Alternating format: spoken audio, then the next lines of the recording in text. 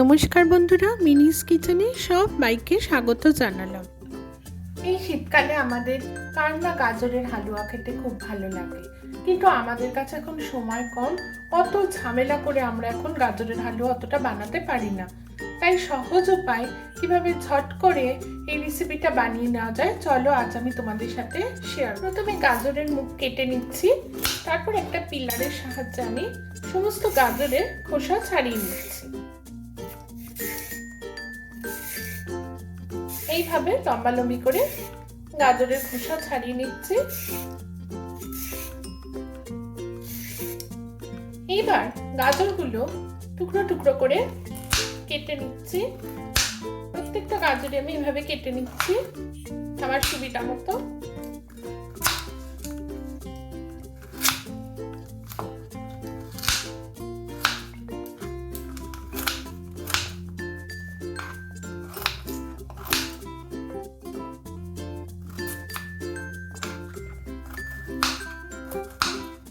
শীতকালে বাড়িতে কোনো গেস্ট আসলে হঠাৎ করে যদি আমরা গাজরের হালুয়া তাদের সার্ভ করতে পারি, তারা খুবই খুশি হন।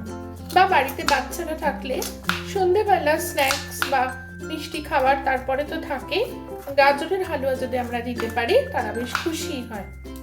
ছোট ছোট টুকরো করে রাখার পর এইভাবে সমস্ত গাজরগুলো আমি একই প্রক্রিয়ায় কেটে নিই। গাজর কেটে টুকরো টুকরো করে রেখেছি। আমি এখানে 1 কেজির মতন গাজর নিয়েছি। এবার একটা মিক্সারের বাটিতে নিয়ে আমি এটাকে পেস্ট করে নেব। কিছুটা কিছুটা করে দেব, কারণ সমস্তটা আমার একবারে পেস্ট হবে না। তবে মনে রাখতে হবে সামান্য 1 ফোঁটা জল আমি ব্যবহার করব, না হলে কিন্তু গাজর ডেলা ডেলা হয়ে থাকবে, ভালোভাবে পেস্ট করা যাবে না।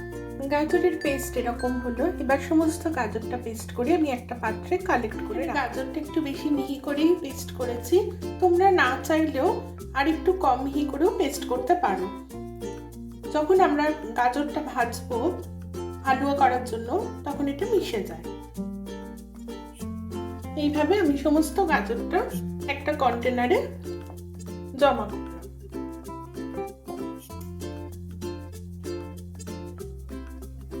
ফ্রাই প্যান গরম করে নিলাম। আমি এখানে স্টিলের হাতার পুরোপুরি 1 হাতা ঘি দিলাম, কারণ গাজরের হালুয়াটা ঘিতেই ভাজা ভাজা হয়। ঘি গরম হয়ে আসলো, আমি এর মধ্যে দিলাম 2 গোটা তেজপাতা, 2 এলাচ আর সামান্য জৈত্রী। গাজরের পেস্ট দিয়ে দিলাম।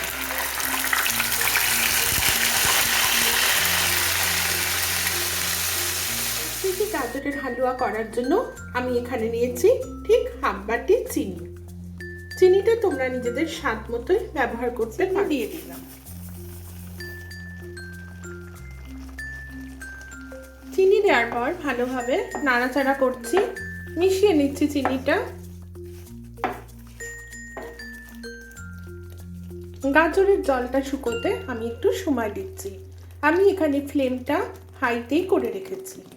1 পিঞ্চ নুন। নুনটা তোমরা তোমাদের স্বাদ মতোই ব্যবহার করবে। আমি সমানে নাড়া দিচ্ছি যাতে তাড়াতাড়ি গাজরের জুসটা শুকিয়ে যায়। এবার আমি দুধ দেব। যে বাটির 1/2 বাটি চিনি দিয়েছি, ঠিক ওই বাটিরই 1/2 বাটি দুধ দেব। দুধ আমি ঘন করে রেখেছি। তোমরা চাইলে খোয়া ক্ষীরও বানিয়ে রেখে দিতে পারো, সেটাও অ্যাড করতে পারো।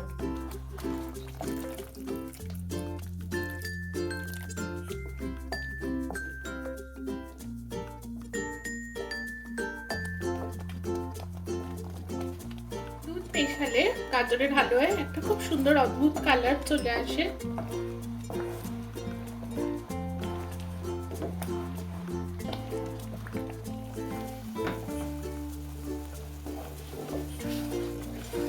দেখো গাজর প্রায় শুকনো শুকনো হয়ে এসেছে। ঠান্ডা হলে আরো শক্ত হয়ে যাবে। আমি এবার এটা সার্ভিস প্লেটে সার্ভ করছি। আমার গাজরের হালুয়া কিন্তু একেবারে রেডি। আমি এটা সার্ভ করছি। লাস্টে সামান্য পেস্তা আর বাদাম কুচি দিয়ে আমি এটা ম্যারিনেট করছি। গাজরের হালুয়া একেবারে রেডি। রেসিপিটা কিরকম লাগলো তোমরা বাড়িতে একবার ট্রাই করো। যদি এতটুকুনিও ভালো লেগে থাকে আমাকে জানিও। আর আমার চ্যানেলের যদি নতুন বন্ধু হও, চ্যানেলটা লাইক ও সাবস্ক্রাইব করার অনেক অনুরোধ রইল। ভালো থেকো, সুস্থ থেকো। আবার আসবো পরবর্তী ভিডিও নিয়ে। নমস্কার।